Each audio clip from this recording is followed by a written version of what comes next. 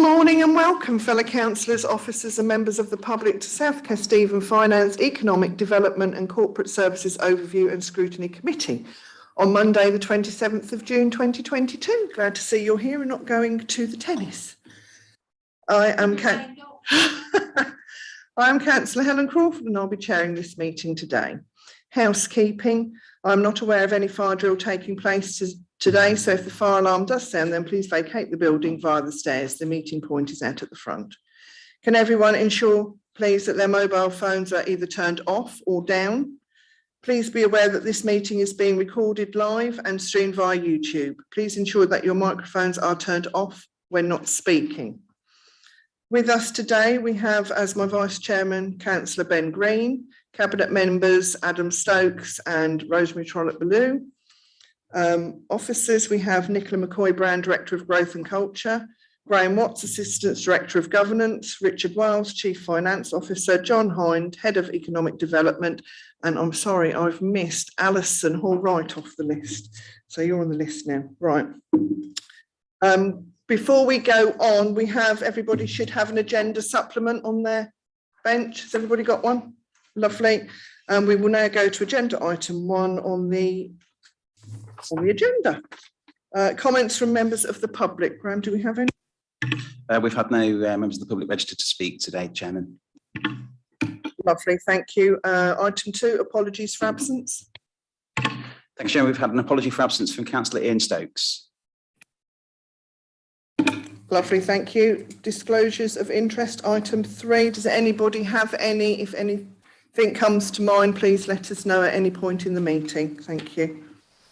Item 4, minutes of the meeting held on the 3rd of May. Graham. Thank you, Chairman. I just propose a slight amendment, if that's possible, to the minutes on page 9. The resolution B at the bottom of that page, there's reference earlier in that item to the fact that the committee did not require any further monitoring, so that effectively means that paragraph at the bottom is irrelevant, so I propose that we delete that paragraph. Lovely. Do I need a proposer for that? I do. Yeah, thank you, Councillor Johnson. Seconder, Councillor Dawson. All those in favour of that being removed? 1, 2, 3, 4, 5. Yeah, 6, 7. I'll go. And then we'll go for the minutes. All those in favour of the minutes being accurate. Proposed with Gloria Johnson. Thank you. Seconded Sue. All those in favour? 6. I will abstain because I was not here. Against? No.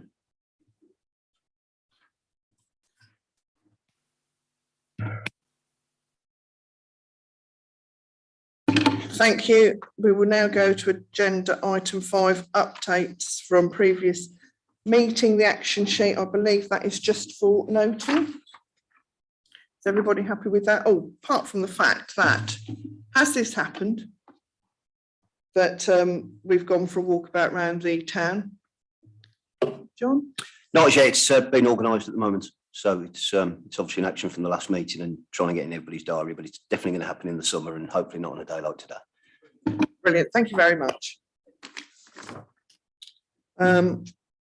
Item 6, scoping a new economic development strategies for South Kesteven. Going to Nicola McCoy-Brown presenting, please. Or John? Lovely, thank you. That'll be me. Thank you. Thank you, members of FedCo. I'm pleased to share this report with you today. As identified in the report, the previous economic development strategy spanned 2016 to 2021 and was a key component of the implementation of Invest SK as the economic development company for the district. Given the previous strategy has exceeded its lifespan, the Invest SK as a service is now delivered in-house, and following the economic impacts of both EU transition and the COVID-19 pandemic, now is clearly the right time to bring forward a new strategy that will take us through to 2028. This timing of the new strategy is also key given the evolving levelling up agenda and the decision by government to make local authorities the accountable body for the UK Shared Prosperity Fund that officers are currently consulting on and will initially provide localised funding up until March 2025. The strategy, as it says in the report, we built on the 6 key pillars and economic drivers of business and job creation, employment safeguarding, skills development, growth and regeneration, enhancing South Kesteven's tourism and visitor economy offer, income generation, and securing council returns. It's the intention to have a strategy ready for approval in November of this year and ready for full adoption from April 2023. And in order to achieve this, we will need to consult with a number of individuals and organisations right across the district and other key partners and stakeholders, including the Greater Lincolnshire Local Enterprise Partnership, Lincolnshire Chamber and the Federation of Small Businesses, to ensure we are capturing the necessary evidence and need and demand that will allow us to effectively deliver an economic development service that can achieve against those identified 6 pillars. Whilst you will acknowledge from the report that preliminary plans are in train for developing the strategy, today is very much the beginning of the consultation journey, and one that we've been on previously and is demonstrated through the appendix to this report, highlighting the success of the Grantham Community Charrette is a process we are collectively well versed in managing. I hope you welcome the early sighting of the report and the plan for bringing the strategy together over the coming months. And I look forward to working with you all to ensure the new economic development strategy is one that recognises the challenges and delivers on the opportunities right across our district. Thank you. Thank you very much. Do I have any questions from anybody? Oh, Councillor Dilks.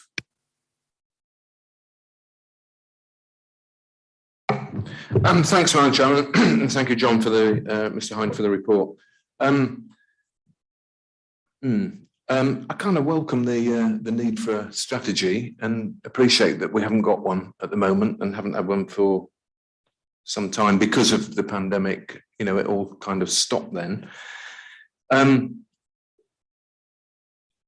I do see.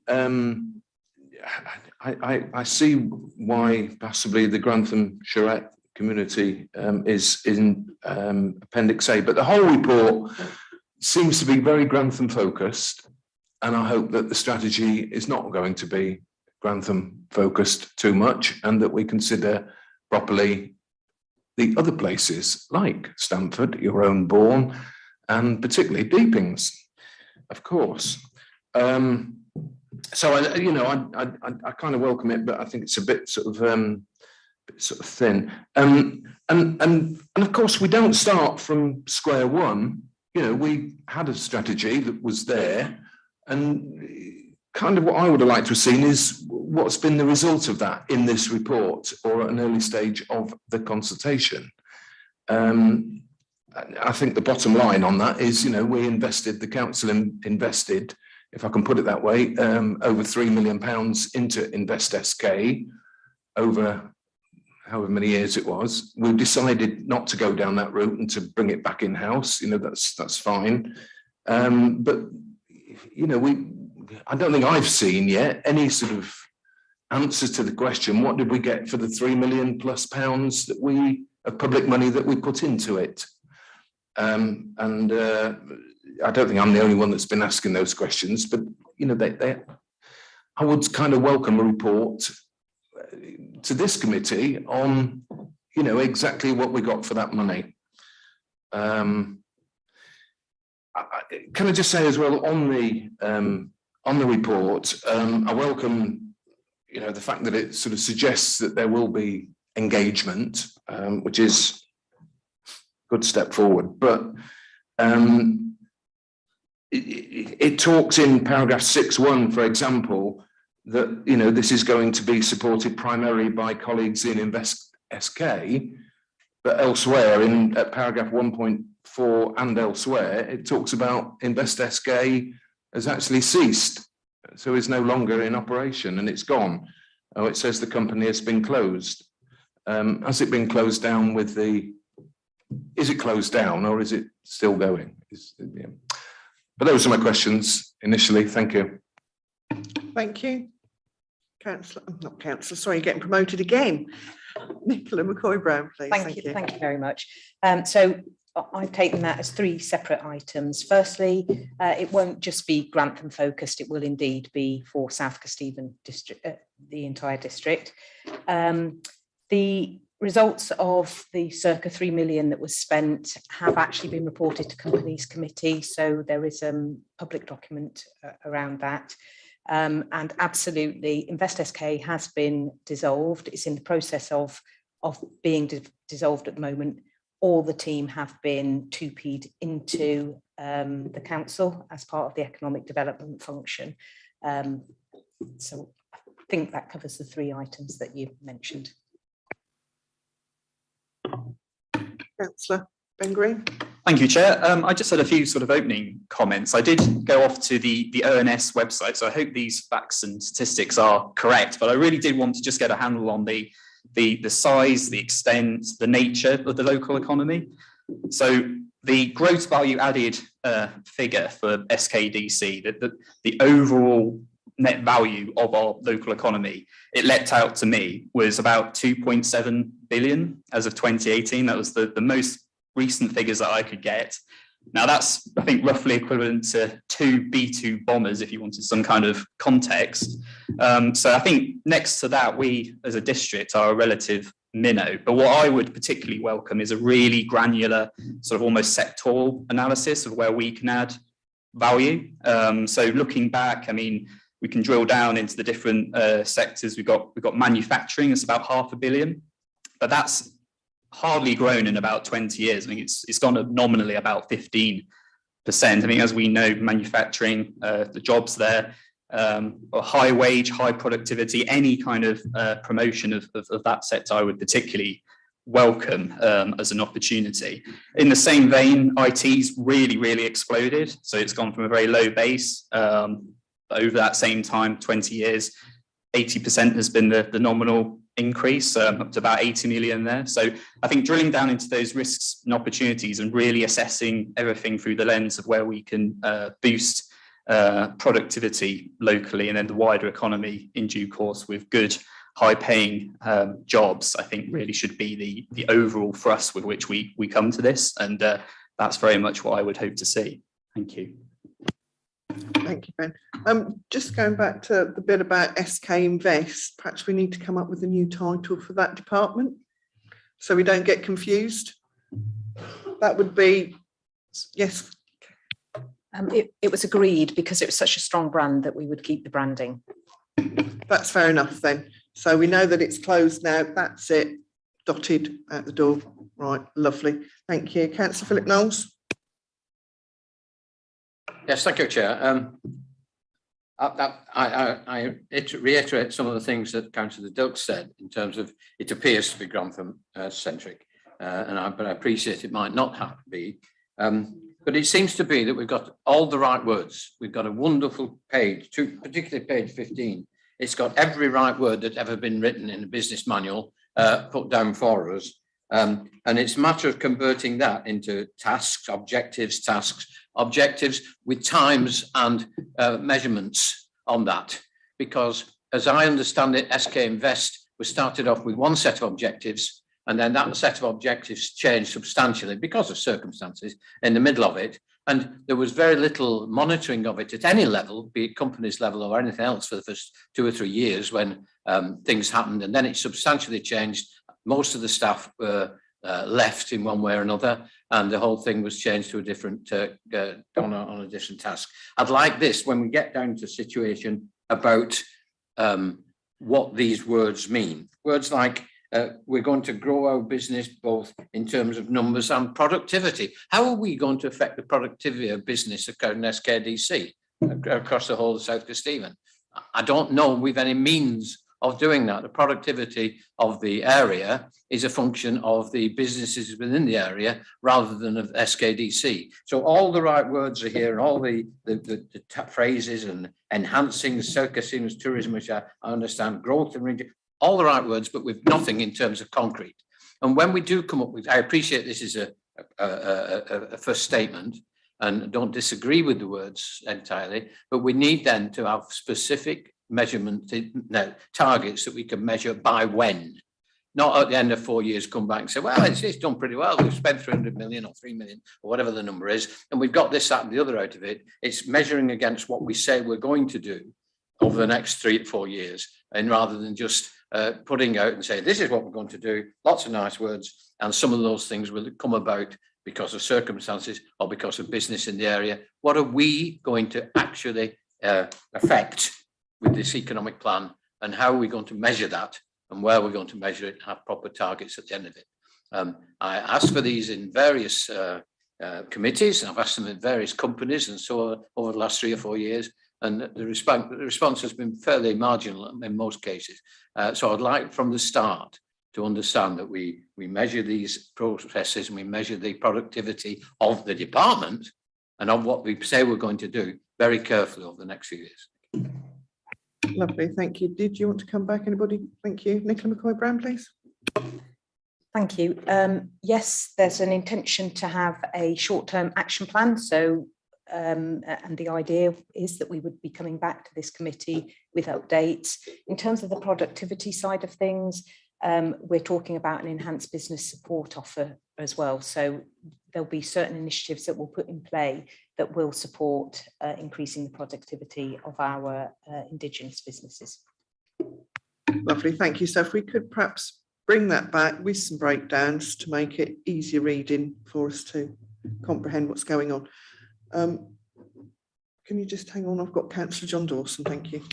Yes, my question would be, probably going on a little bit further than Philip, is we've got four regions. We're talking about productivity. It would be interesting to know which is the most which is the highest productivity in which region, what each region actually contributes towards SKDC. Because if you've not, it's a bit like athletics, isn't it?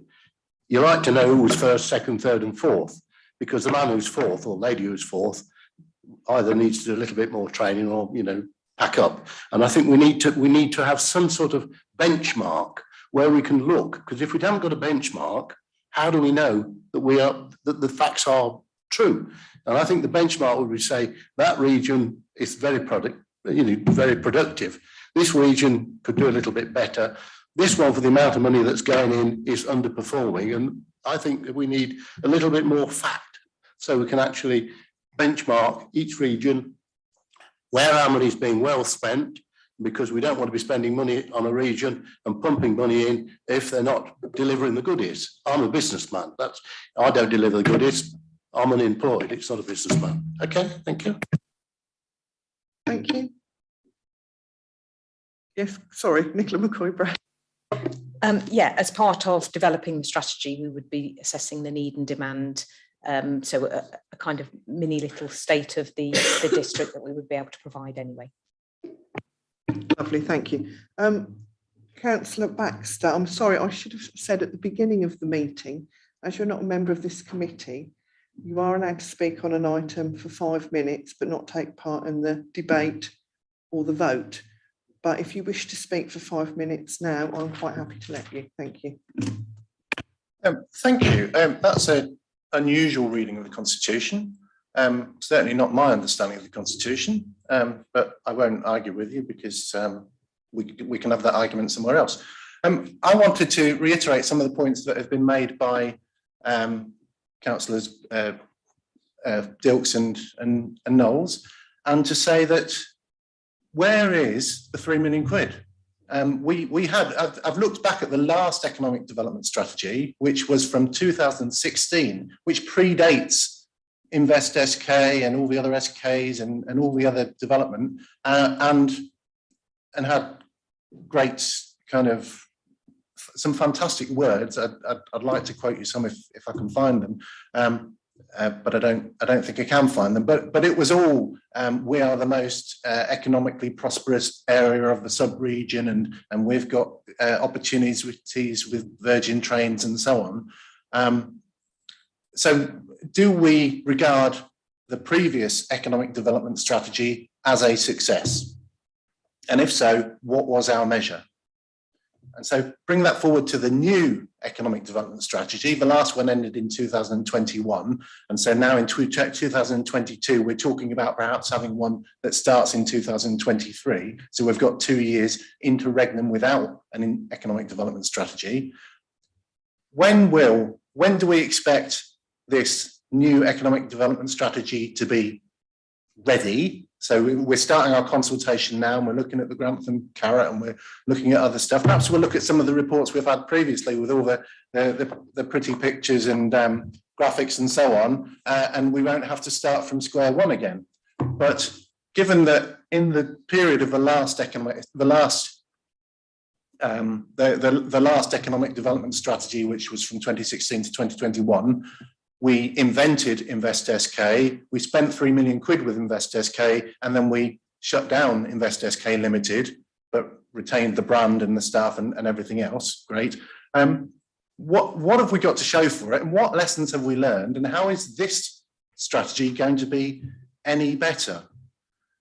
So I think my questions are about, obviously, what went wrong last time, and secondly, where's the timescale? Where are the performance indicators for this new one? Because I really can't see, other than the warm words and the aspirations and the business speak, I can't see anything concrete. As Councillor Knowles said, there's nothing concrete in this report for us to agree or disagree with. The only other thing I'd want to say is, certainly, I agree with Councillor Green that the SKDC economy is far preferable to B2 bombers. And given the choice, I'd rather have the SK economy. Thank you. Thank you, Councillor Baxter. Does anybody want to come back, Councillor? Keep on promoting you.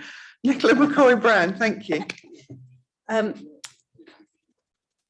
This is the start of the journey. So clearly what we want to do is we will be coming back to you as a committee. So this committee will have oversight of it.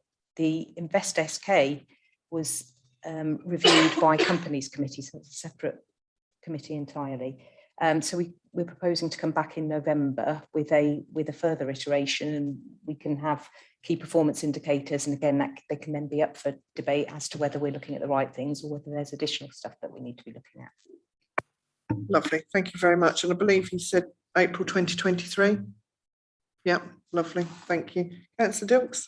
And I just want to say, Madam Chairman, if I can, this isn't the start of a journey. I appreciate this is a new chapter in a journey, but it's not the start. We've got something to build on, and we need to be aware of what the lessons are to what we've done. What, you know, the good things that we've done, and perhaps the not so good things. We do need to take account of that. And you know, to pick up what Councillor Knowles says, scrutiny, that's what this committee is about. We just need to make sure that this committee is on top of it and actually properly scrutinises as we're there to do. I'm sure you'll make sure that we do that, Chairman, but do you know what I'm saying? So that is not a criticism of, you know, the officers or anybody else right now, but we're not at the start of a journey. We're a long way along a journey, you know, and you know, there's the next stage to do, and that's what this is about. I accept that, you know, but we need to learn the lessons of what's gone on. Thank you.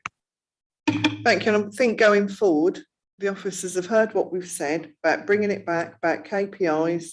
So we'll look at it again November and see where we go from there. And we will keep a proper eye on it.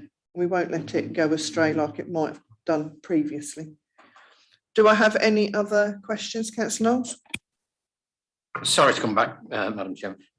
Just one thing that isn't mentioned in it, and I don't know where it comes, because most of the things in this particular part of the equation are beyond our control. They're controlled by the railways and by Lincolnshire and so on and so forth. But there's no mention in it about transport. And one of the weaknesses of this area is the poor transport between the various parts of it. Between the south, where we come from, and Deeping is, and I've said it before, there ain't no means of getting into Grantham unless not even a straight road, let alone public facilities. Now, I understand that that's not very, very easily put into it, but if anything can be considered in terms of transport across the area, that would enhance business and enhance people's willingness to come here into business, particularly into the south, then you know, it might be worth considering. But I do appreciate the difficulties. Thank you. Thank you. And I agree with you totally, because I've always said to the south of the district, we are literally pushed to spend our money in Cambridgeshire. We should be spending it in Lincolnshire and supporting us in business. If you're in Deeping or Bourne, you can't get to Grantham College if you want to. It's very hard. So I think that is a huge potential that we're possibly missing. Thank you. Does anybody else wish to speak? Are we happy with the preferred option? And do I have a proposer? Yep, Councillor Knowles proposing. Do I have a seconder? Oh, Councillor Dawson, thank you. And we'll go to the vote. All those in favour, please. And that is unanimous. Thank you very much. We will now go to agenda item 7. This is just for being noted only, I believe. Councillor, sorry, Richard Wells, you're all getting promotion, but don't think you're getting a pay increase. Thank you. Thank you, Madam Chairman, and apologies from Councillor Reid and Andrew Cotton. They're both on the way to the housing conference so they can attend and present this report. So I'm presenting on their behalf. So the details obviously in the item itself, but by kind of summary, this is following a submission to DLUC Department for an application for installing change-in-place facilities within our portfolio of public conveniences across the district. That was submitted last autumn, and at that point 4 locations were put forward for consideration by the department, which were Bourne Community Access Point, Grantham Mears Leisure Centre, Grantham Tennis Club, and the Shack at Stamford Recreation Ground. The maximum was applied, which is 40,000 per location, and that was successful. And we heard back in March, and Cabinet approved the receipt of the monies at their meeting on 29th of March.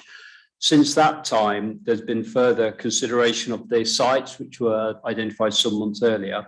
And for reasons of complexity or cost, some of the locations have been amended in consultation with the department, and the 2 main changes have been South Street toilet facility in Bourne rather than the access point due to constraints around the size, and Abbey Gardens toilets instead of the tennis club due to their proximity clearly in the heart of the town, and also their easy access from the public. So they're the 4 new locations. The Shack and the Mears stay as they were originally. We're currently working with consultants to look at each one in particularly in terms of any other constraints they may have. Clearly 40,000, when you're looking at significant structural alterations to sites, may prove a barrier to progressing. So whilst 160 obviously sounds like a lot of money, when we dive into the detail of each of those locations, it may be that there are some pressures on that. So in the comments within the report, previously council have identified 25,000 per annum as a provisional sum towards this agenda, and that goes back some 2 or 3 years.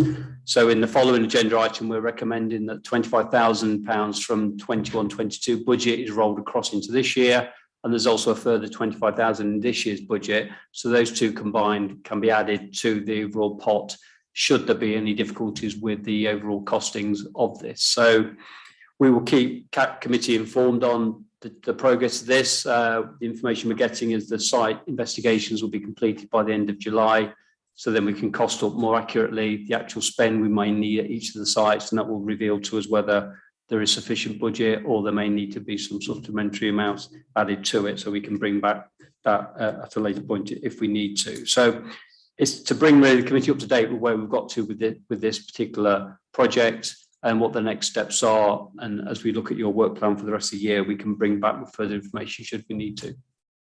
Thank you. Lovely, thank you. And if you could keep us posted, especially with the structural engineering, because that'll be a huge cost if we do have any issues there. Thank you. Agenda item. Madam Chairman, sorry, can I ask yes. a question on it? I appreciate it's only for noting, but obviously I'm looking at paragraph 1.5 and in relation to market deeping or the deepings, and appreciate that it says that the operators of the location identified in market deeping, i.e. the public toilets, didn't feel that they could manage such a facility, so it was removed from the wish list. Can I just ask if I'm obviously regret that, but there may be good reasons for it, which I'm not aware of. But was it possible to look at any other site, or did we look at any other site within the deepings? I would think, being a resident of that area, the community centre would be an obvious place for that sort of facility. I just wondered if it was possible, if we had looked at anywhere else, or if market deeping was just crossed off the list because, you know. Richard, do you want to come back, or do we want to get somebody to reply to him later if you don't know the answer? Yeah, I mean, I can give a little bit of context. Carol's here, who was at the sharp end of that, but I do know that we try to engage with groups within that area, and unfortunately, it was unable to be progressed. Obviously, we're in a public session and we're being streamed, so I don't want to go into the detail around that, but we have tried, and unfortunately, there wasn't a viable solution. Thank you. If you want to have a word afterwards with Richard. I'd be happy to do that, but it would have been nice, to be honest, if ward councillors, not just myself, but the other 5 of the Deepins had been consulted, and we might have been able to assist. But thank you. Thank you. Councillor Knowles? Thank you, Chair. This business of consultation, I've said it before, these meetings, at various meetings, that there's big advantages in consulting before you make your mind up, instead of after you've made your mind up. In terms of Bourne, the decision was made to put it in the community centre, and that was clearly nonsensical to everybody who was on Bourne Town Council when they found out about it, and immediately said, we've got some facilities which are perfect for this at South Street. And when Mr. Dawkins eventually came down to see us, he said, you're quite right. That could have been avoided, being in the wrong place in the first instance. The facilities at the centre are not suitable at all for transformation into changing places, but the South Street toilets, which we continue to operate on licence from SKDC at our expense, at Bourne Town Council expense, was the ideal place for it. I'm glad to say now it's been changed, but that could have been done with a little bit of consultation in the first instance, as soon as the grant was known about, and it would have saved that sort of feeling that we always have in Bourne, that we're being given and not being consulted with before we're given. Can I just say, though, that whoever's got this grant and wherever it's come from, it's very much welcome. And I know a lot of disabled people in Bourne, people who've been looking forward to this, disabled groups, which I've been involved with, will welcome this as soon as it can come in. And it's a very, very welcome move. And we thank those who've been involved. Thank you. Thank you, Councillor Knowles. Again, yes, consult perhaps before you go public, because the locals do know. Thank you. If I may just add, if I may, Madam Chair, yeah, I mean, I really ask, did it come, you know, we're a scrutiny committee, did it come to any scrutiny committee, you know, before these, you know, decisions were made? You know, I appreciate that we're not able to spend £40,000 in market deeping, but, you know, £40,000 to spend a penny, you know, seems quite a lot perhaps, but I do welcome the fact that we are going to, you know, it is a real improvement. But I've got to say, you know, the fact that Deepins is not included is, when I go back to Deepins and tell them that, they're going to be pretty hacked off. And once again, they're going to feel that we're Grantham centric, which is the point I made in the previous item. But thank you. I think going back, if you consult with Richard and Gareth Dawkins to see who was consulted, that might be the answer to that one. Thank you. We will now go to agenda item 8, provisional outturn position report 2021-2022. Councillor Baxter, will you be wishing to speak on this item? Yes. Lovely. I'll do it after the presentation by Richard Wiles, if that's okay. Richard, if you'd like to do your presentation for me, please. Yep, thank you, Madam Chairman. Appreciate this is quite a complicated report with lots of appendices. So what I'm suggesting is that we break it into component parts to enable the committee to ask questions around each part before we move on to the next one, if that's okay. So I'm suggesting that we deal with the general fund revenue first, which are supported by appendices A and B. Then we move on to general fund capital, which is supported by appendix C. We then move on to HRA revenue, which is supported by appendix F, HRA capital, which is supported by appendix G, and then finally do the reserves on each of those. So general fund is appendix E and HRA is appendix I. The two appendices missing are D and H, which are a recommendation to Cabinet, who have the authority to approve budget carry forwards, which are where we've underspent on monies that we need to continue to use in this year.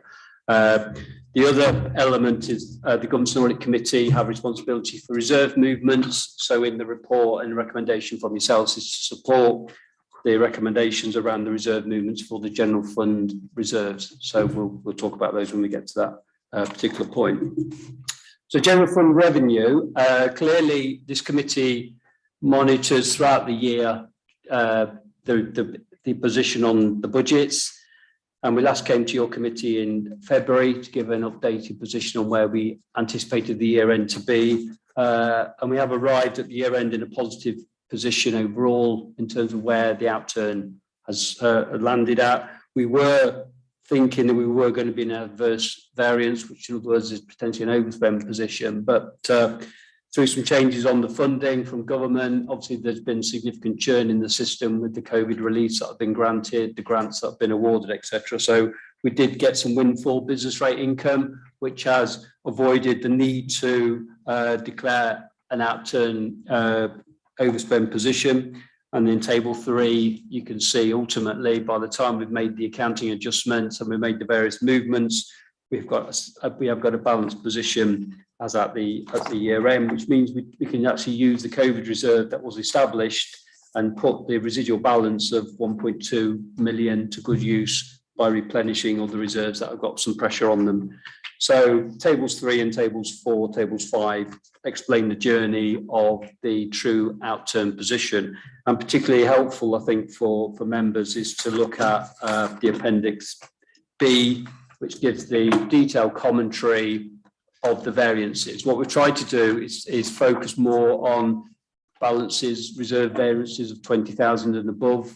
You'll appreciate there's hundreds of cost centres in the structure, and we don't want to have a running commentary on every single variance. So we have tried to pull out the salient points of changes to the outturn compared to the budget and try to explain the reasons for that.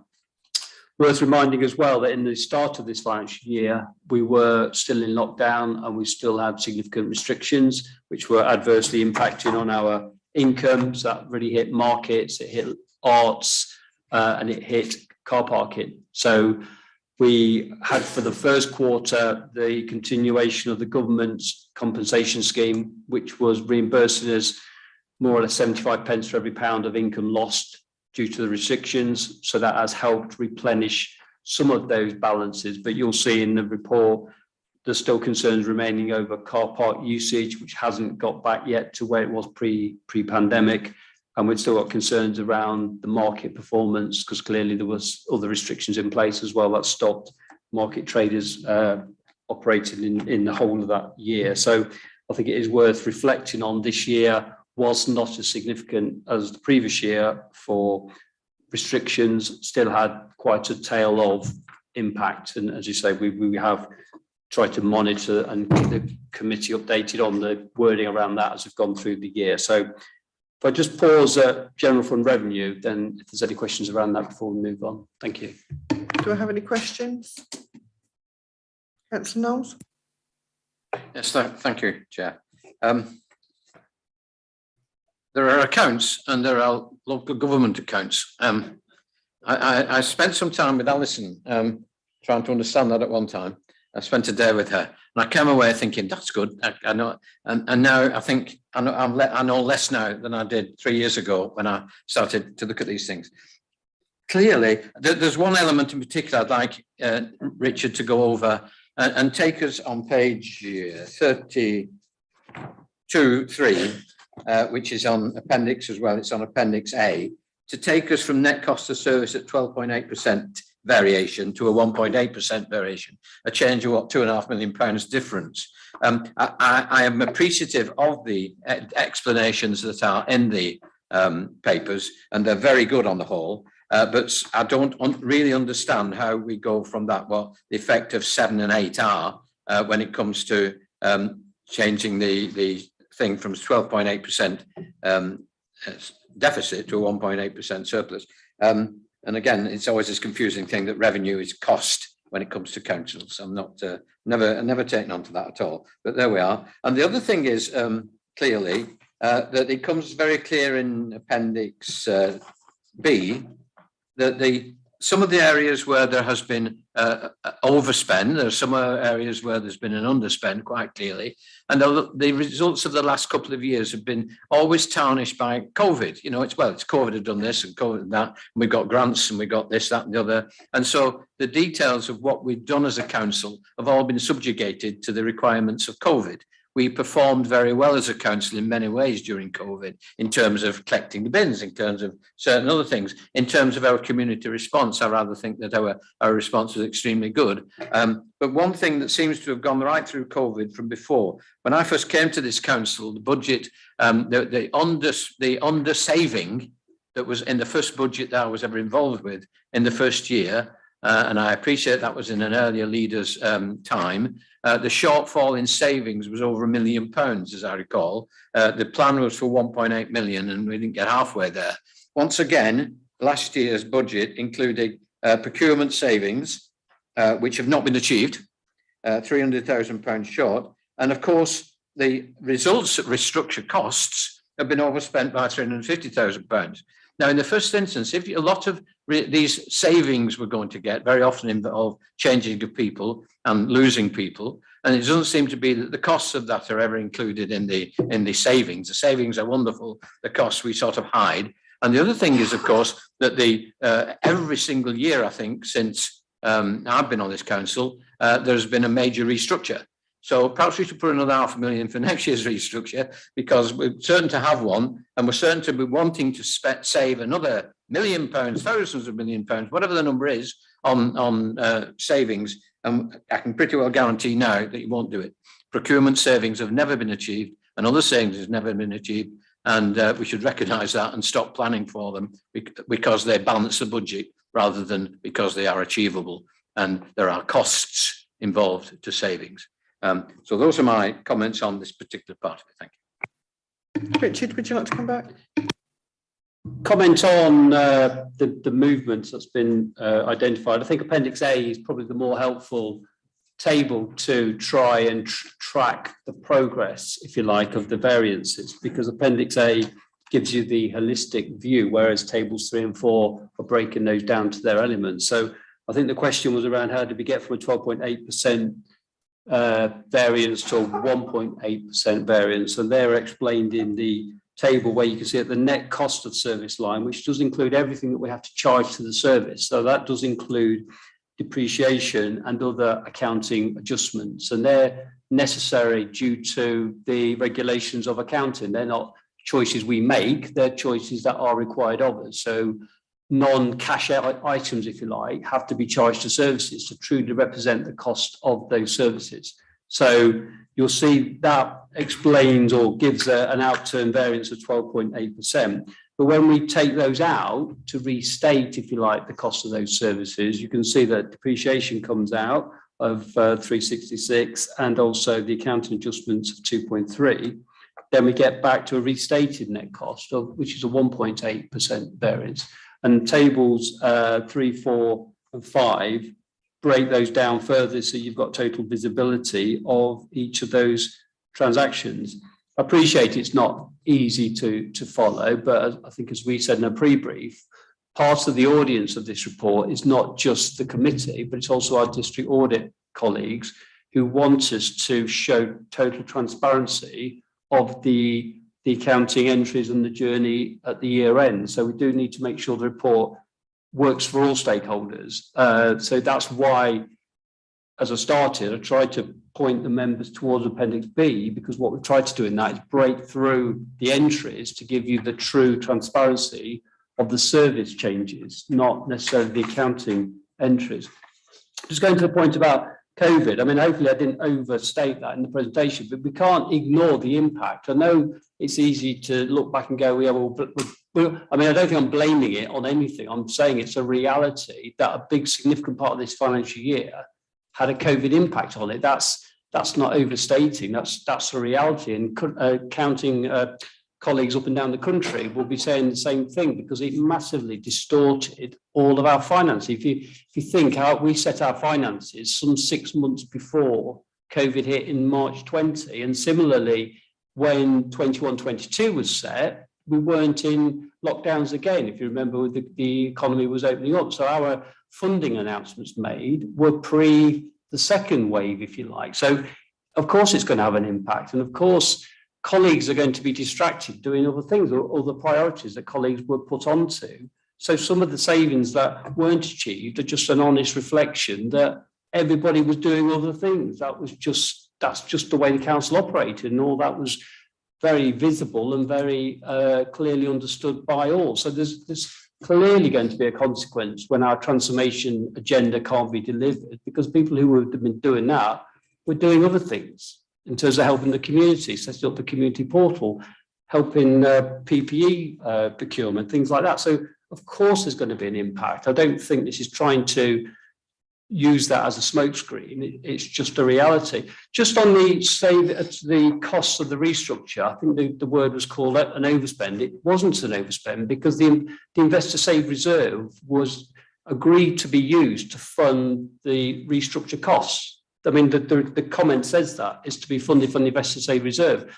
Council agreed that in the restructure that was agreed by council. It clearly stated the reserve would be used to fund the one-off costs. And of course, any restructure is going to have one-off cost attached to it because of severance payments and exit arrangements. So that's not an overspend. It's being visible to say there was a cost, but it's also being clear that the reserve is bearing the cost of that. It's not impacting on service costs. Thank you. Lovely, thank you very much. Do I have any other questions? Councillor Baxter, Councillor Dilks. Yeah, it's really just, if I may, Madam Chairman, thank you for the report, Richard and colleagues.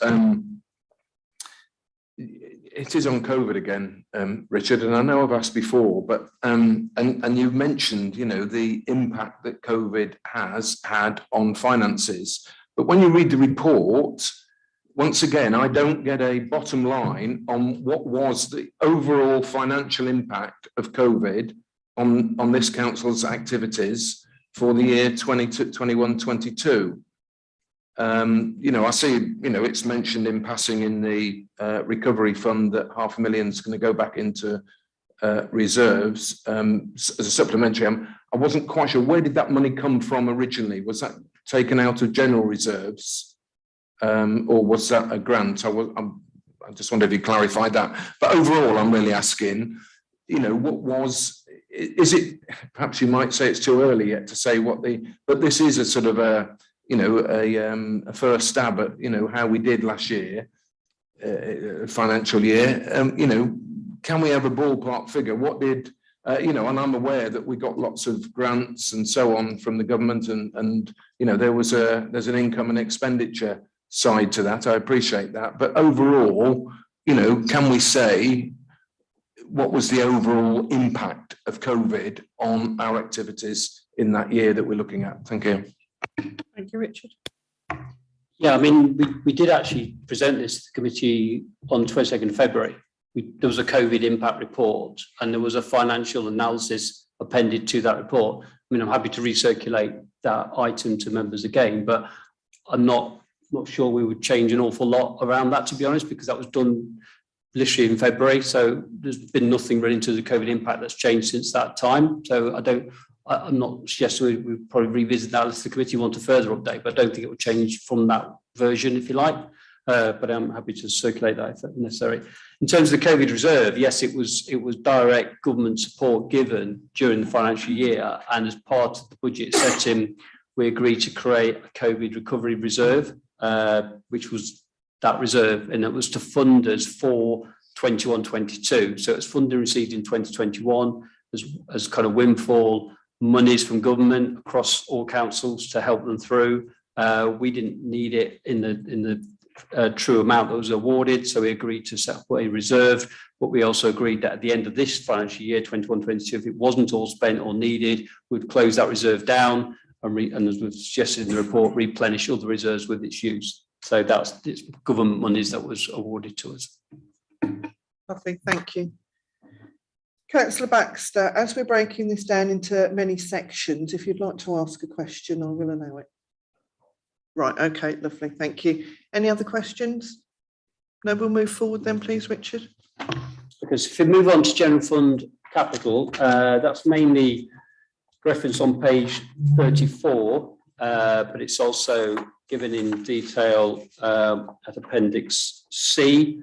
So the outturn position of that is a outturn of 5.1 million against a revised budget of 7.4 million, so 2.2 million not spent in the year.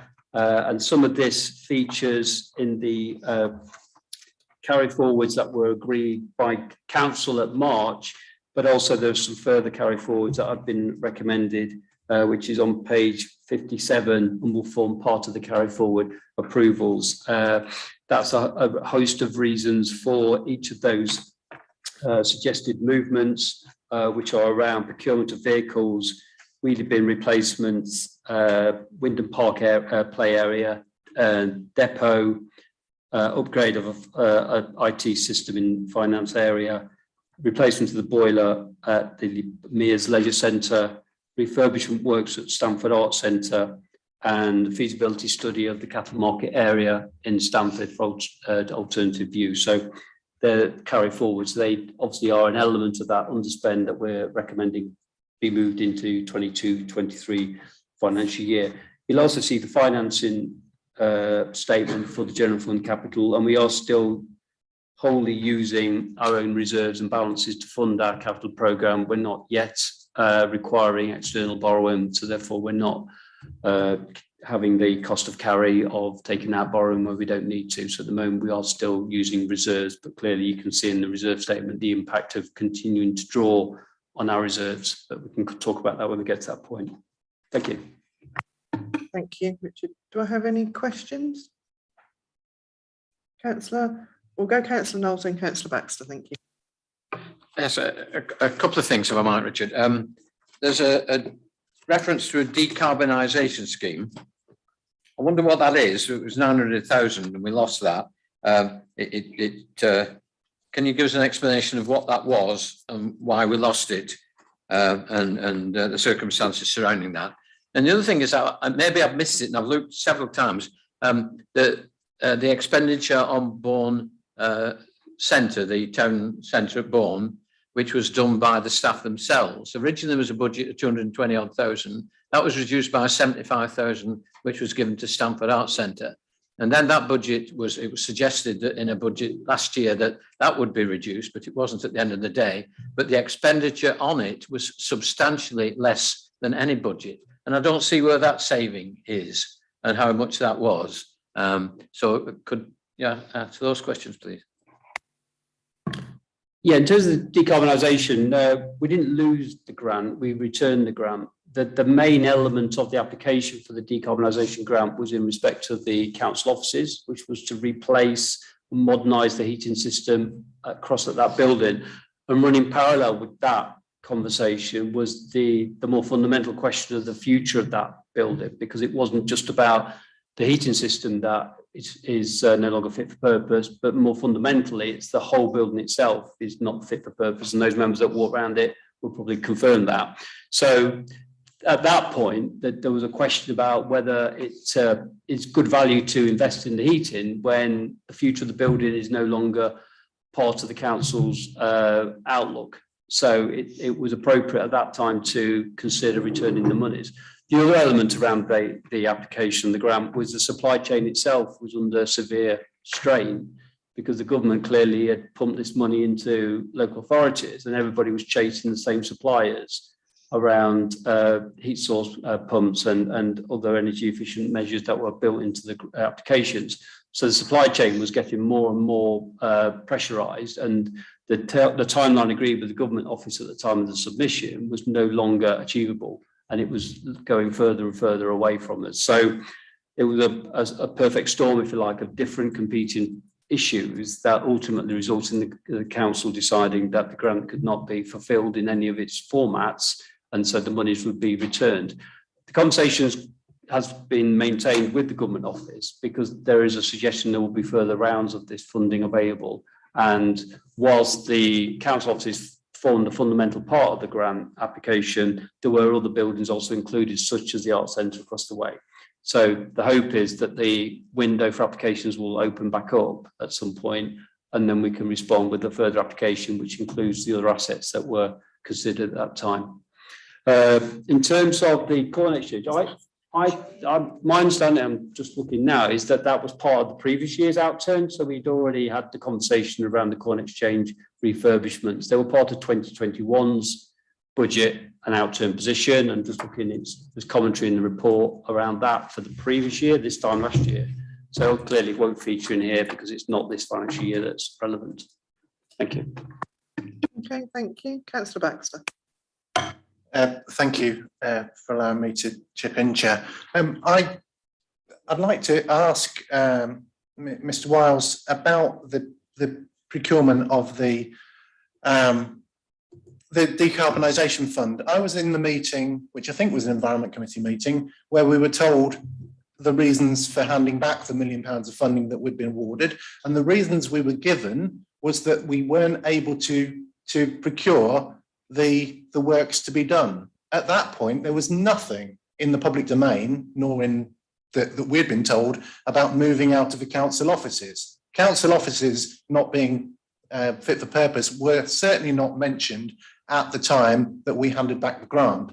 The reason we were told we were handing back the grant was because we couldn't find, because everybody was trying to grab the money at the same time, we couldn't get a foot in the door with the people who might supply and deliver them, and it was a tight schedule from the national government, and that was the reason why we were told that we were handing back the grant. And I think also we weren't just, I don't think the grant was just for the offices across the road. I think there were also other bits, I think on maybe on the arts and the Guildhall or on this building. So yeah, I'd like to clarify that, whether the move to the cinema, which hadn't even been mentioned, was actually the reason we handed that back, or whether it was because we decided not to go ahead with signing a contract with Engie or anyone else that could do it. My second question is, I'm going to reveal my ignorance just for a change, about the Deepens Leisure Centre all-weather pitch, which is on, I can't tell you which page it's on because I'm working from this little machine. Page 53, we seem to have £700 in the first column, sorry, £700,000 in the first column, and nothing in the rest. Does that mean that the £700,000 is still in? Was it ever in? Is it still in? Have we, all the money that we have allocated on various occasions towards the Deepings all-weather pitch, which is currently stalled because of the lease issues with Deepings School, when we've resolved the lease issues with Deeping School, will we be able to go ahead and will we have the budget for it? Thank you. I think in terms of the decarbonisation, I think we're all agreeing with each other. I think I said all the things that have been raised. I said in running parallel with the conversation around supply chain issues, with the conversations around the future of the building, which culminated in the business case going to Cabinet to seek approval to declare that as a surplus asset. So the business case was being formed at the time of the grant monies being considered for spend. I think I said it was a large proportion. It was about 2/3 of the grant was allocated for across the way, and the other elements were included. So it wasn't all the grant, which is why I said there may be further rounds, which means those other elements can be included in future applications. I can't comment on the OSC update because I wasn't there and I didn't say it. So what I'm saying is running parallel with the updates were these other conversations. So clearly they're all coming to a head at more or less the same time. And I did reference supply chain issues, which I think Councillor Baxter said the same thing. I would just say, I think Councillor Stokes will say something about the all-weather pitch, but I would also confirm that the 700,000 was rolled into 22-23 as part of the budget proposals put before Council in March. So it's clearly not going to replicate itself here because that's already been approved by Council. So that monies have been allocated and rolled into this financial year. Thank you. Thank you, Councillor Stokes. Yes, thank you, Chairman. So with regards to the all-weather 3G stroke pitch, we're still working with the Football Foundation. The Football Foundation wants us to welcome an application in July to October time. this current year. They put this on hold previously because they didn't have the funding themselves. So at the moment, it's still in a very much a hold position. Did you want to come back? Yes, just to clarify, if the money were offered from Football Foundation tomorrow, would we be in a position to go ahead with it? To be honest, Councillor Baxter, they're not going to offer it tomorrow, so that is an irrelevant question at this point. We are in a position, we will go forward with it, and that is a commitment that I've made. We will still be going forward with it, but they are not going to be offering it tomorrow, and it's not going to be next week either. It's up to the Football Foundation at the moment. Thank you. Do I have any other questions? No, if you'd like to carry on then please, Richard, with the next section. Okay, thank you. So we move on to the housing revenue account, which again is made up of two elements, the revenue side and the capital side. The revenue side is in Appendix F, so the details contained within that. It's worth mentioning the HRA has to maintain a balanced position. It operates very much as an income and expenditure account. Its income is primarily driven by council rents, which obviously clearly are under some level of pressure due to not only the household cost of living crisis, but also in terms of the rollout of universal credit that's impacting across the area, the pressure on the right to buys and the sale of our housing stock. So you can see that on the dwelling rents, it's a £383,000 overall cost, if you like, or loss against budget. But what I would say is that income recovery continues across financial years. So even though we've not accurately collected during the year, then we would continue those recovery methods. There was still a backlog within the court system as well at the start of the financial year. If you remember, in 2021, we suspended recovery for well over 6 months because the courts effectively weren't sitting, and council took the decision, along with most councils, not to recover monies during the pandemic period. So clearly there's going to be a lag impact of that as well. But obviously rent collection is an area of close scrutiny because it is the lifeblood of the HRA. It needs the rental, otherwise it can't do the expenditure elements of its service. It also budgets to make a surplus, which may seem a little bit bizarre, but the reason for that is that the HRA that has to finance other activities of its own. It's still got a significant loan that it had to undertake as part of the self-financing back in 2012, which effectively was the council having to buy its own stock to buy itself out of the government scheme, along with all councils, all social landlord councils. So it's carrying the debt of that as well. So it needs to make a surplus in order to create headroom to repay the loan. And finally, it needs to create a surplus in which to put monies back into its reserve. The majority of the funding for the capital programme for the HRA comes from a reserve called Major Repairs Reserve. And it needs to maintain a balance on that in order for it to fund its Decent Home Standard capital programme, which is ready for refurbishment and enhancements of properties. So all in all, still a volatile year for the HRA, but one to watch for us is the income side of it. Again, the appendices in F give a little bit more detail of some of the more significant variances. Thank you. Thank you. Do I have any questions? Councillor Dilks? Thank you. I just wonder if I could ask Richard if say a bit more about just explain for a non-accountant the fact I'm looking at Appendix F with the dwelling rents appear to be over £250,000 down, but at the same time provision for bad debts seems to be almost £250,000 sort of as a bonus, not as a bonus, but as in surplus, if I could put it that way. And I don't see how they add up, or perhaps you can explain. Thank you. Yeah, at this stage, we're not anticipating that the debt we didn't collect in the year is non-collectible. The bad debt rate increases the older the debt becomes, and we have obviously a discussion with our auditors as to whether our bad debt rate is proportionate and responsive, but it's not as volatile as, because the outturn is at a particular point, we would therefore change the bad debt rate at that same point. There's a lag because we're still actively recovering the debt that's outstanding as at the end of March. So our bad debt rate wouldn't change. There's a lag between the bad debt movement and the collectible rent, if you like. So we would look at it again in another year if that debt became old and therefore more difficult.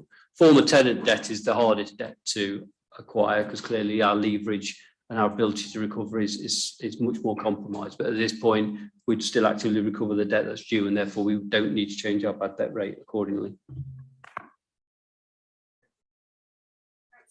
Sorry, Councillor Knoll.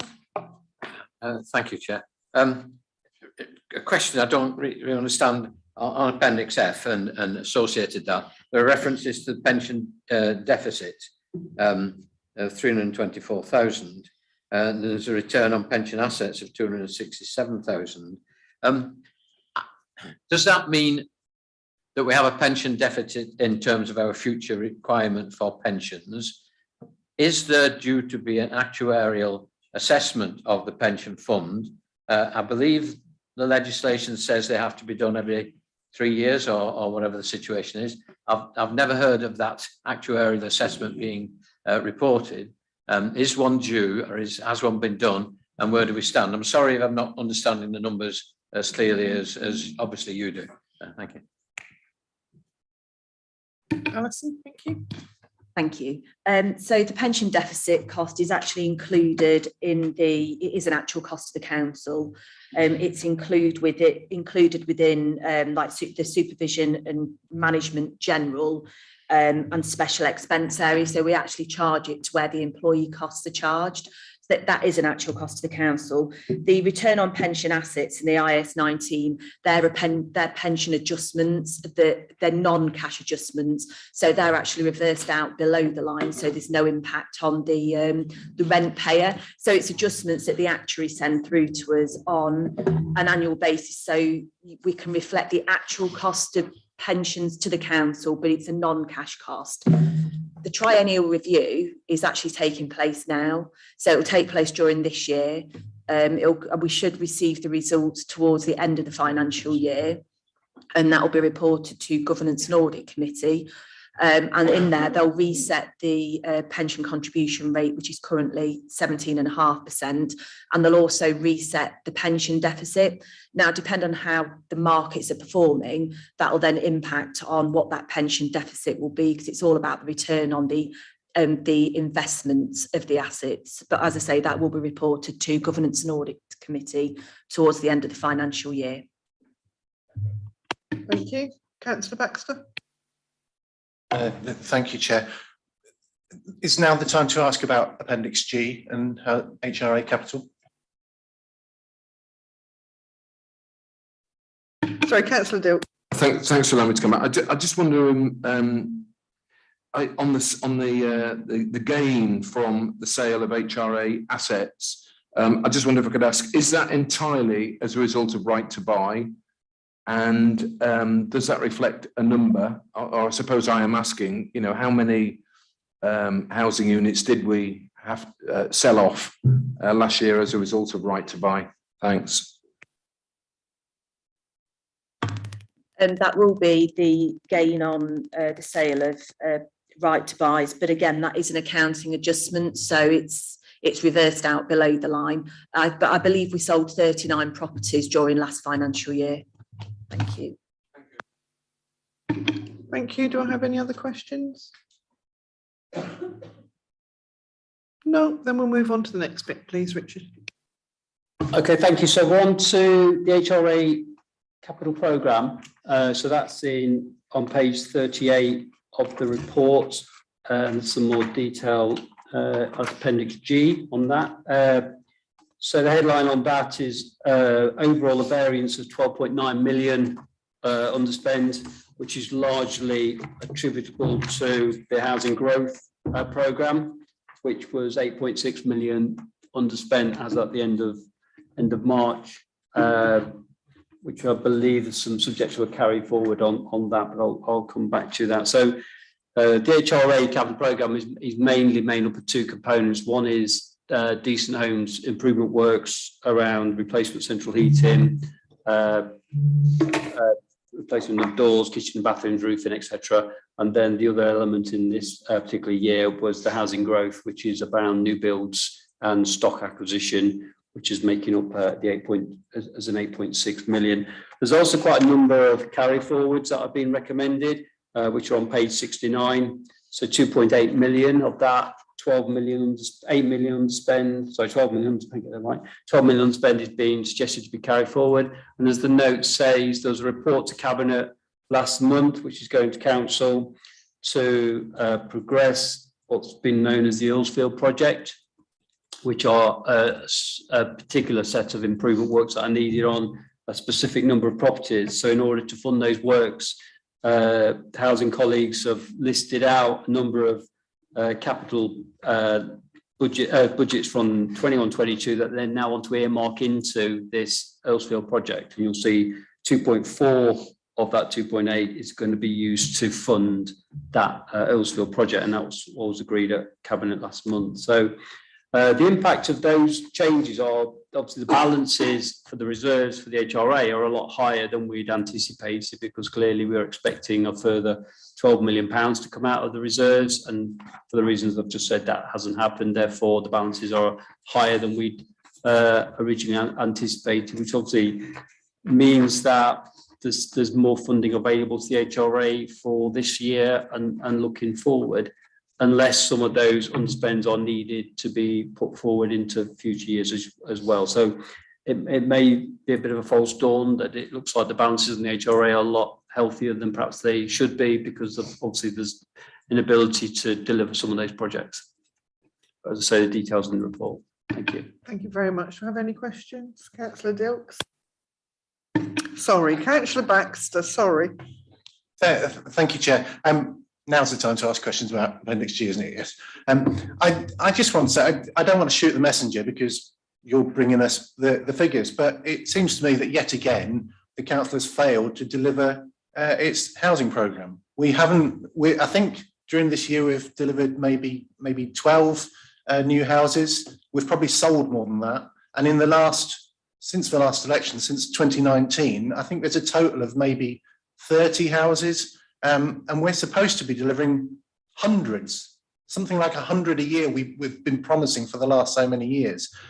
We reduced our aspiration when we realised that the current stock was in such a mess, but we appear not to be delivering that either. So on page 65, we're struggling to deliver the central heating and ventilation for obvious market proposals, but with new build, we lose properties each year with right to buy, but with new build, we've got a budget of 10 million, of which we've spent hardly any, and we haven't even got any planning permissions in anywhere, I don't think, and we don't seem to have a programme. We have lots of people standing in front of cameras and celebrating that we've opened a bungalow or something, but no, we're not delivering anything on the HRA at scale, I think. And I wonder if anybody, I don't know that anybody is responsible for it here, but I wonder if anyone can explain why we seem to have so much trouble spending the money that has been earmarked, allocated for delivering new houses.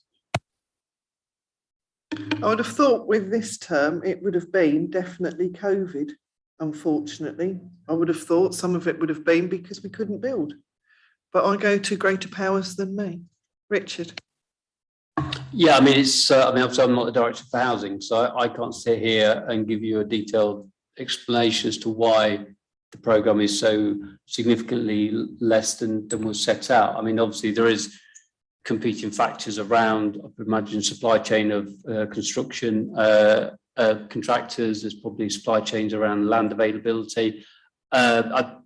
I think it's appropriate for the committee to consider whether they want a more detailed forensic review of this, because I think it's been pointed out, it does feel like we were having a similar conversation for a year before, but again, that was another pandemic year, so I'm not suggesting that's the reason, but I'm sure that's an element of it. I think I've just been reminded, of course, we were having a conversation about stock condition survey findings and being careful not to overcommit funding on new build should we need to divert resources to respond to the stock condition findings, which I believe are imminent. So there was a whole conversation about completely resetting the capital programme for the HRA if there are new issues arising from that.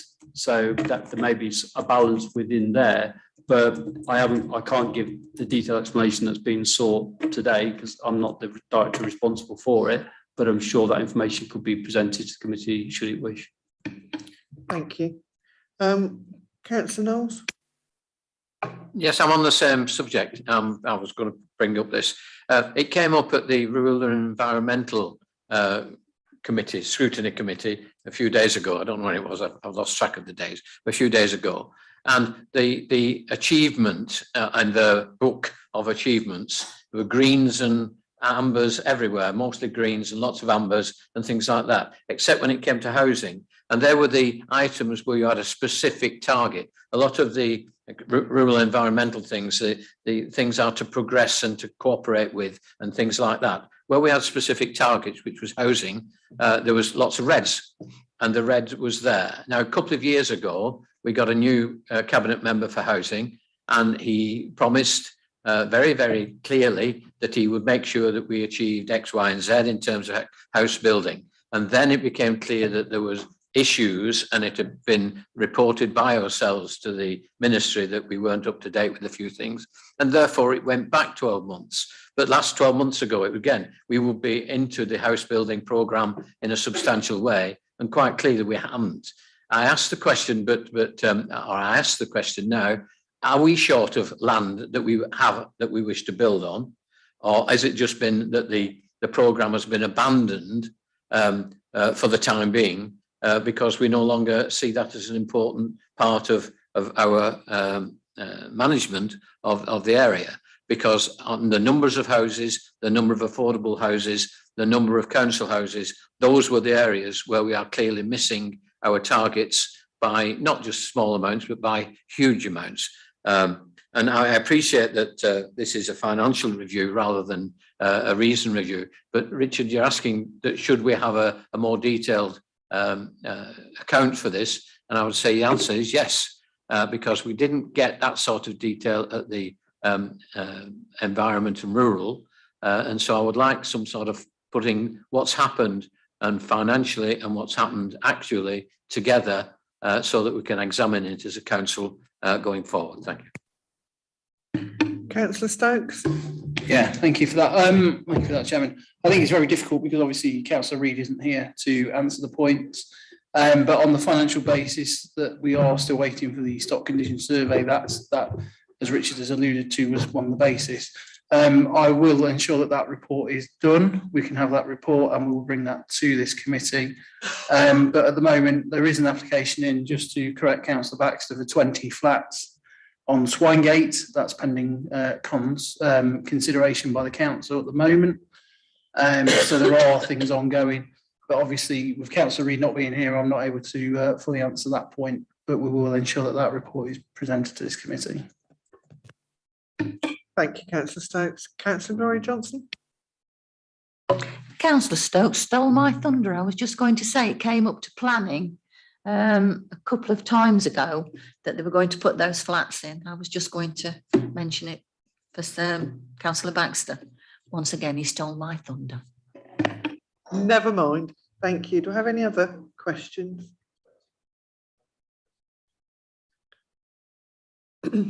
No. Richard? Okay, so just deal with reserves. If it's okay, I'll deal with both at the same time. So there's the general fund reserves and the HRA reserves. So in terms of general fund reserves, the detail of those is on page 35 and supported by Appendix E. The main observations on general fund reserve that we're bringing forward is the closure of the COVID reserve that I talked about earlier, and to transfer that to a number of different reserves because of the particular pressures on each of those individually. So the recommendation is to put £0.2 million of it into the IT reserve to continue to fund IT rollout. Clearly, there's going to be new requirements on IT with the relocation across the way at St Catherine's Road. There's also the member replacement IT in readiness for May 23 that we need to start thinking about and resourcing.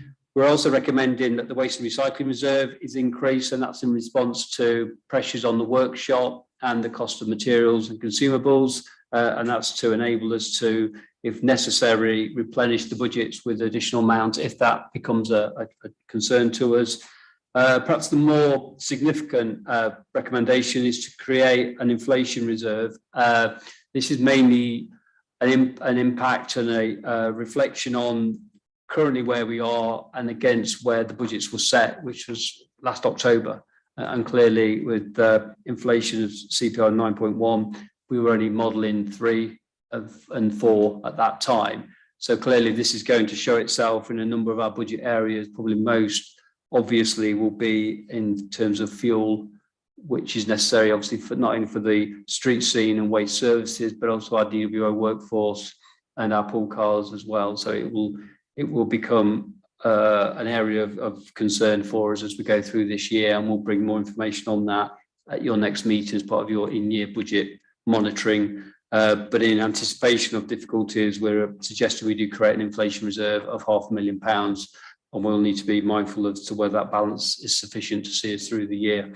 And then finally, recommending the Investor Save Reserve continues to be made available to us, and a balance there of increasing it by £500,000. Investor Save Reserve is used for a number of initiatives that need pump priming to release either efficiencies or savings further down the line.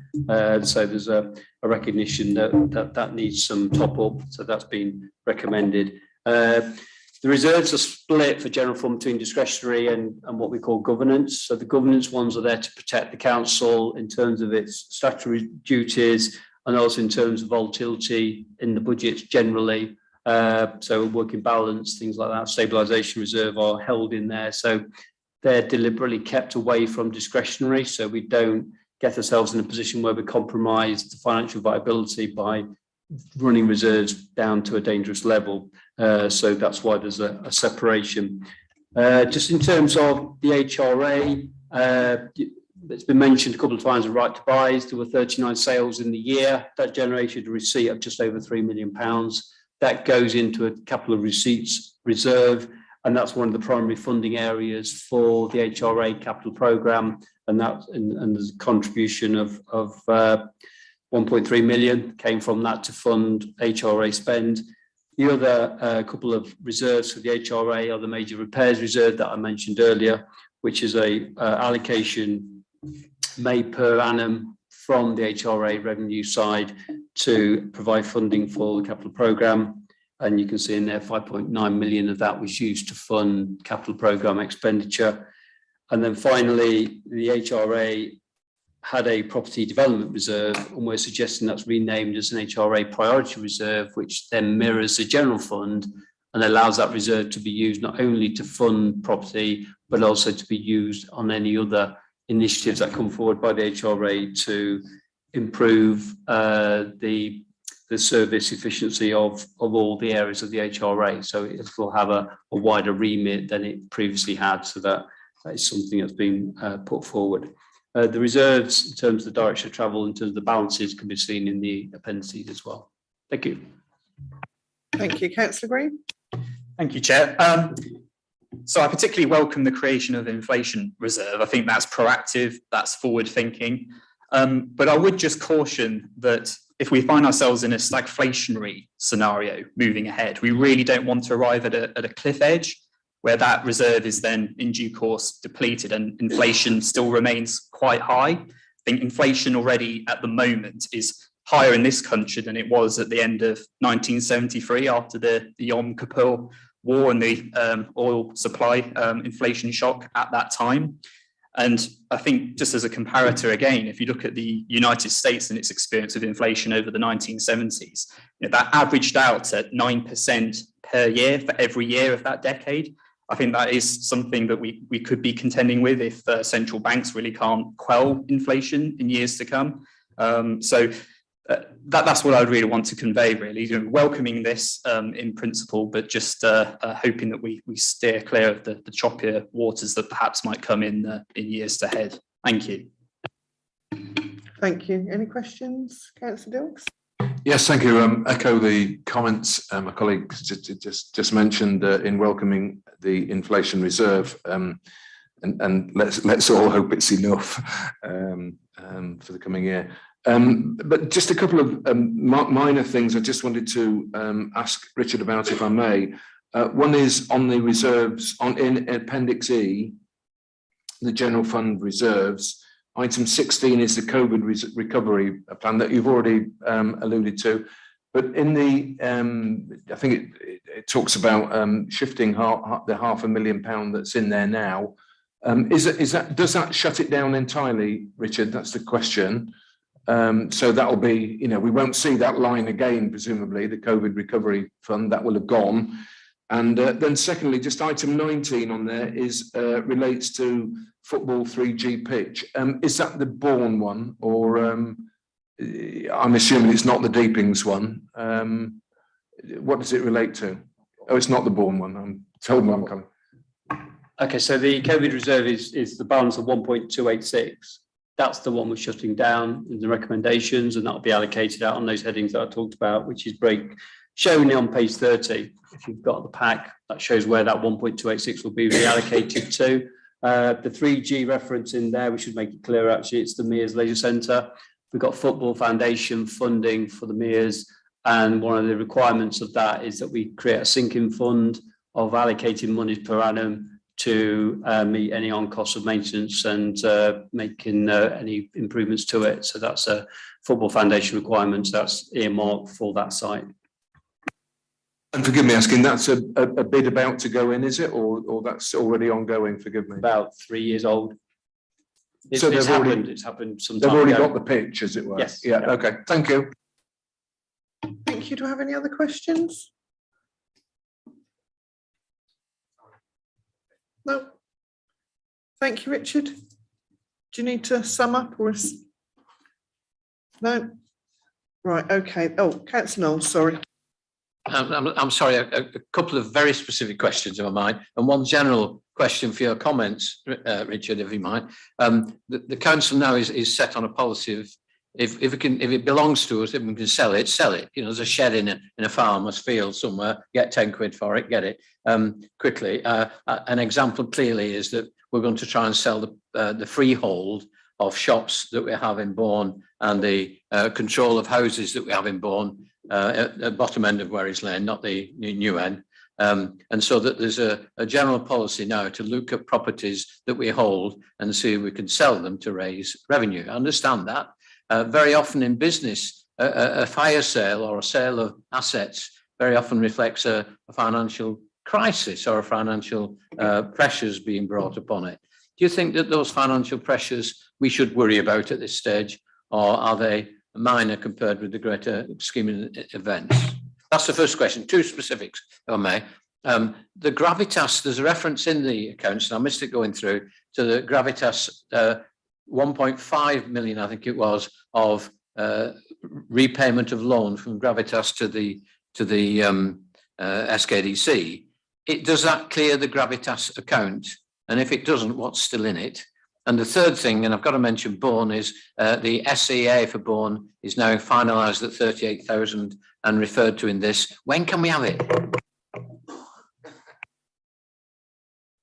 Okay, so it's a good point about the reserves actually on capital. I did mean to mention that. And it's referenced in the report, and it's also there for everyone to see in Appendix A. The capital reserves for general fund are running dangerously low in terms of the availability of them, and Cabinet in December agreed an asset disposal policy. So it's not a fire sale, it's actively declaring surplus sites that don't work for the council, either in terms of the objectives that they were set out to achieve or are no longer required to fulfill any abilities of the council currently. It needs to start generating receipts, and the reason for doing so, not only because it's got a very ambitious outlook on capital, two massive schemes spring to mind on that, but also in terms of capital expenditure to fund its day-to-day operations. So we've got a lot of in-house services that need vehicles, that need infrastructure, that need investment. We've got 4 leisure centres, 2 art centres, in-house street scene, in-house waste. They need capital spend.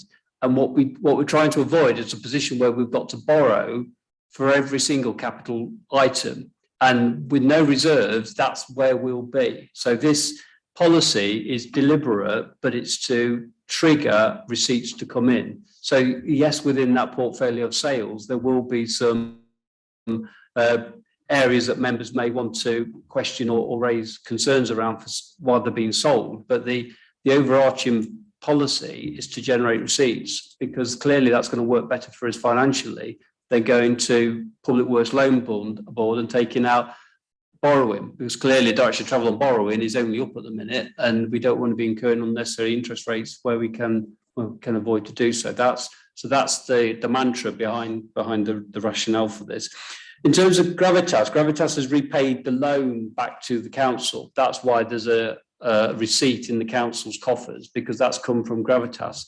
Gravitas took out two elements. It took out a commercial loan from the council at commercial rates, and it also had equity investment, which is where the council's obviously as a shareholder pumping money into Gravitas. So there was a balance 40-60 between the two. So Gravitas over this financial year has been able now to repay its loan from the sales of the properties. So if you like, Gravitas is now debt free from the council for that reason, which obviously has found its way into the capital receipts reserve for the council, which is clearly positive. And I think I forgot the third one, if there was a third one. Oh, sorry. So not sure that's the remit of the committee, but obviously the closure of the special expense area for Bourne means that the reserve will be returned, well, not will be returned because it never was, but it will be sent to Bourne Town Council. The reason it has been sent at this time is, as it says all the way through this report, this provisional outturn. This isn't the actual outturn. So what we don't want to do is send money across that's the wrong amount and then have to ask Bourne Town Council for a little bit back. So once it's all been done, it's very close now, Councillor Knowles, so hold on tight, then that payment will be made across the Town Council. Lovely. Thank you very much, Richard. So we've gone through everything. Is everybody happy with the proposal that's there and the recommendations rather for the audit and the balance of COVID recovery reserves to be transferred to those four areas, which is on page 30.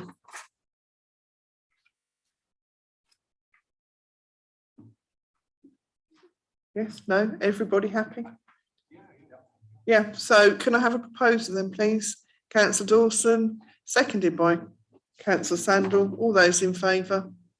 And that's unanimous. Thank you very much. And thank you, Richard, for being patient with us, especially for me.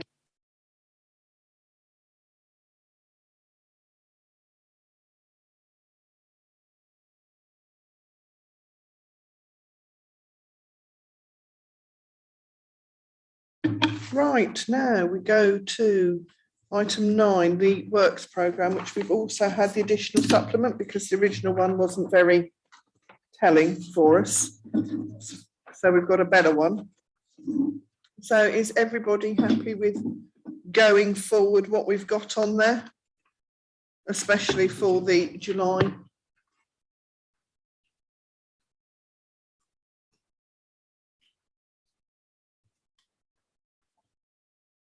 Sorry, Councillor Stokes. No problem. We'd just like to add in another report for your September meeting, which is the budget monitoring report. Thank you.